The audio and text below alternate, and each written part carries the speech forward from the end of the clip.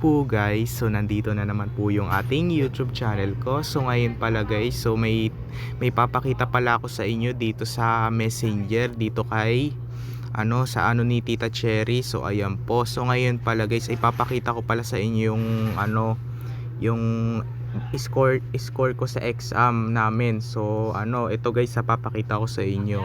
So nag-chat kami ni Tita Cherry.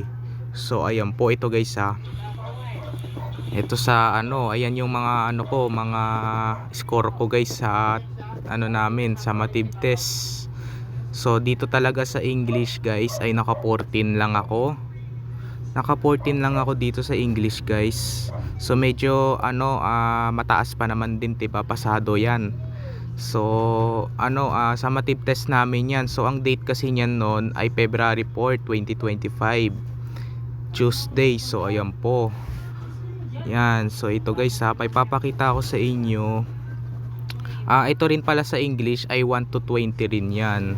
So dito sa science sa Agham, so nakaano ako dito, naka 15 na, pataas na 15. Dito sa Agham ay naka 15 ako. So ayan po. So meron pa akong papakita sa inyo, ito pa So ang date ulit niyan ay February 4 ulit. So 2025, it's Tuesday. So ayan po. So kasi yung pag-aaral namin sunod-sunod lang, diba? So dito sa Agham ay naka 15 lang ako. So ang sinasagot ulit namin tama o mali. Yan. So ito pa guys, so may papakita ako sa inyo. Ito yung chat ko kay Tita Cherry. Ito yung chat ko bagong summative test po namin ngayon. So ang chinat ko pa English 14 at Science 15 po. So dito naman tayo sa isa. Dito sa ikatlong lagumang pagsusulit sa AP3 sa Araling Panlipunan to. So ang sinasagot namin dito ay MP at saka MI. At saka dito sa 11 to 15 ay letra. At saka dito sa 16 to 20 tama o mali yung sinasagot namin. So nag-check niyan ay si V. Sagar. So nakaano ako dito sa Araling Panlipunan, naka 16. 1 to 20 to guys, 1 to 20. Naka 16 ako dito.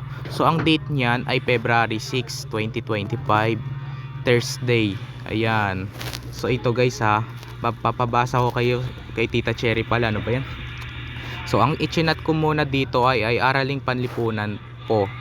Tapos ito, sabi ni Tita Cherry talaga, galing. Sabi niya, galing. Galing daw, galing. So ito pa, dito naman tayo. So yan guys ay kunti lang yan, maikli lang. 1 to 10 lang yan guys, 1 to 10. So dito sa English, sa yan, sa English yan guys, sa English yan. So nakaano ko dito, naka 7 lang. So medyo pataas pa naman din yung 7. So tatlo lang yung mali ko dito. So ang ibig sabihin ng tatlong bilog na yan, mali yan. So ito ay tama. Yung mga na hindi lang binilugan na number. So dito sa English ay naka 7 lang ako. February 6, 2025, Thursday pa namin niya sinagot. Ayan. So ang check nito ay si Dabwet. Si Dabwet, yung kilala niyo si Dabwet, yung ka-classmate ko. So dito naman tayo. So ito guys, babasahin ko ulit sa inyo yung binabasa ni Tita Cherry. Ito muna sa akin. English po yan. Sabi ni Tita Cherry, matataas score mo, very good. Ayun. Tsaka meron pa. Ngayon lang po yan. Chinat ko sa kanya. Tapos ang chinat niya sa akin ay tuloy-tuloy mo lang. Eto, sa susunod mag-grade 4 ka na, sabi ni Tita Cherry.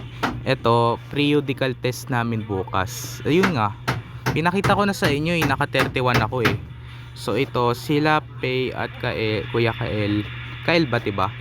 Din, nagre-review ka mabuti. Eto, nagre-review naman ako diba? Nagre-review po ako.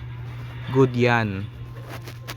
Ngayon po, ito, sabi ni Tita Cherry, pagbutihan mo Dave, kayang wait lang pala, ano ba yan? Patayin muna nga natin yung mode kasi baka marinig kasi. Marinig sa X recorder.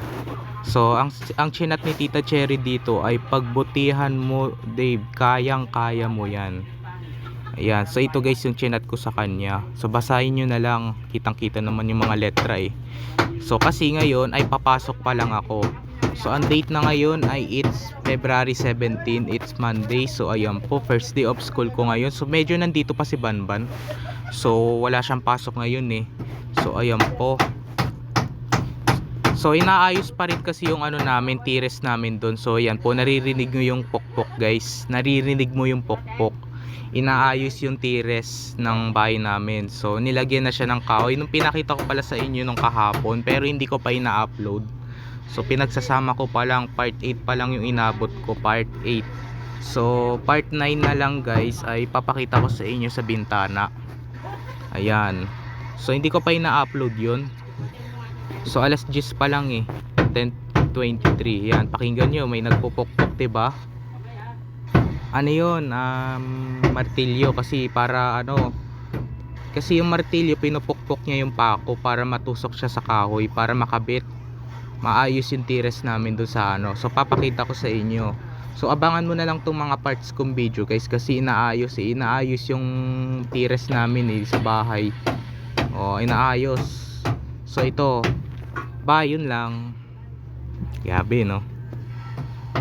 Pero sabi pa ni Tita Cherry dito, very good yun, kaya galingan mo. Sakto pa din yung sa edad mo. Basta makatapos ka. Yan, yun lang. Wag ko na basahin yung